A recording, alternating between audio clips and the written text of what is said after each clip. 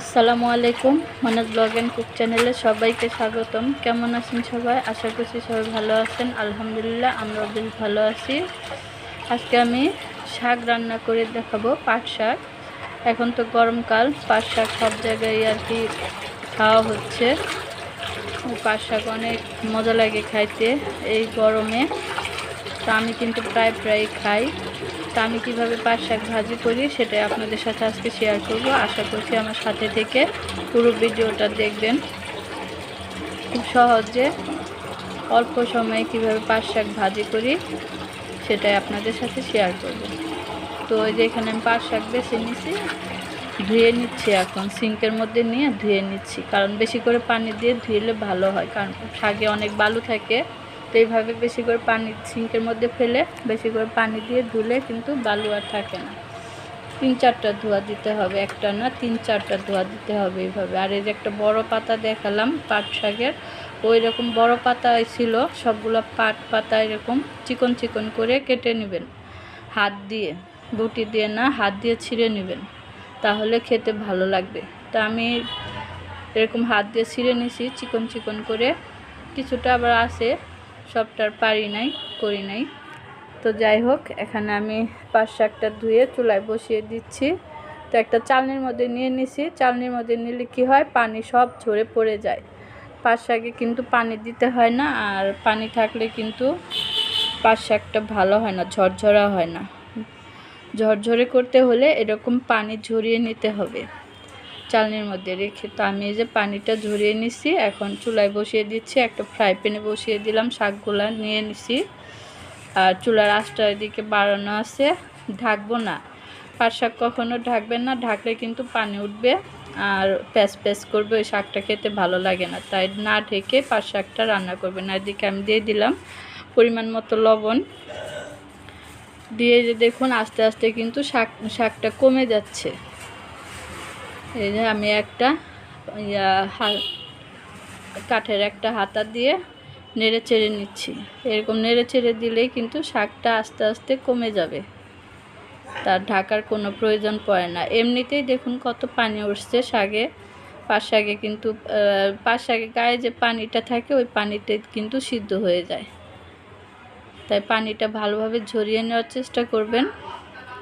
তারপরে দেখুন কত পানি উঠছে, ঢাকি নাই, কিন্তু ঢাকলে কিন্তু আরও পানি উঠত।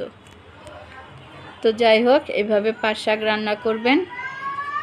তো এর মধ্যে আমি দিয়ে দিলাম পাট শাকটা মজে আসার পর আমি এই যে পেঁয়াজ আর কাঁচামরিচ দিয়ে দিলাম।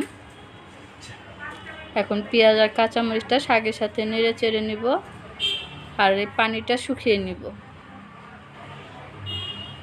কালকে 2-3 মুঠা শাক আনছিল, তো কিছু গতকালকে কিছু আর কি ডাল দিয়ে রান্না করছিলাম, আর কিছুটা রেখে দিয়েছিলাম। আজকে যে ভাজি করতেছি, পাট শাক দিয়ে মুসুরির ডাল দিয়ে রান্না করছিলাম, সেই লাগছিল। তা আজকে আবার ভাজি করে নিচ্ছি। তা আপনারা যদি চান কিভাবে আমি মুসুরির ডাল দিয়ে পাট শাক রান্না করি, সেই রেসিপিটা আপনাদের সাথে শেয়ার করব। যদি আপনারা বলেন, কমেন্ট করবেন,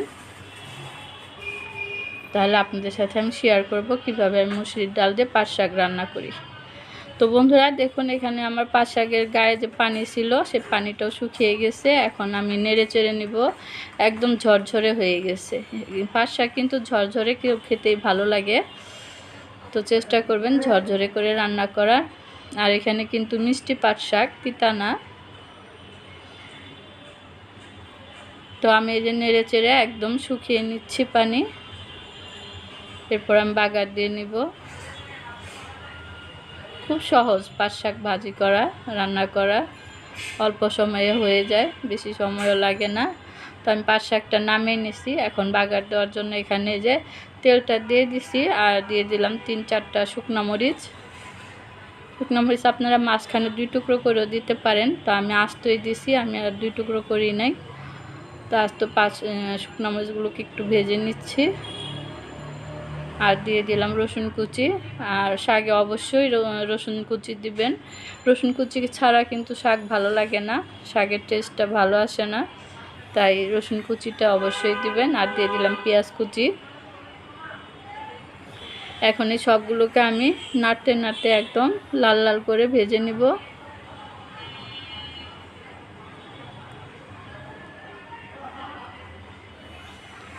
এই তো দেখুন আমি নাড়তেছি, এভাবে আর কি অনবরত নাড়তে হবে, তা না হলে পুড়ে যাবে, আর ফুললে কিন্তু ভালো লাগবে না, তিতা লাগবে।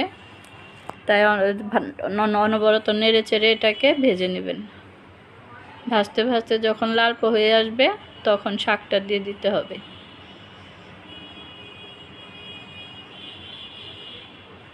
তা আমি এখানে তেলটা কিন্তু একটু কমই দিছি, শাকের মধ্যে একটু তেলটা কম দিলেই ভালো লাগে, বেশি দিলে আবার ভালো লাগে না। তা আপনারা চাইলে বেশিও দিতে পারেন, আমি একটু কমই দিছি কারণ আমি তেলটা কম খাই। তো আমার সব কিছু ভাজা হয়ে গেছে, পেঁয়াজ রসুন, এখন আমি যে শাকটা দিয়ে দিলাম, একদম পুরো লাল লাল করি নাই, তাহলে তিতা লাগবে। শাকটা যে দেওয়ার পরে এখন এই যে পেঁয়াজ রসুনের সাথে ভালোভাবে নেড়ে চেড়ে নিচ্ছি। তো এইভাবে আমি কিছুক্ষণ তেলের উপর ভেজে নিব।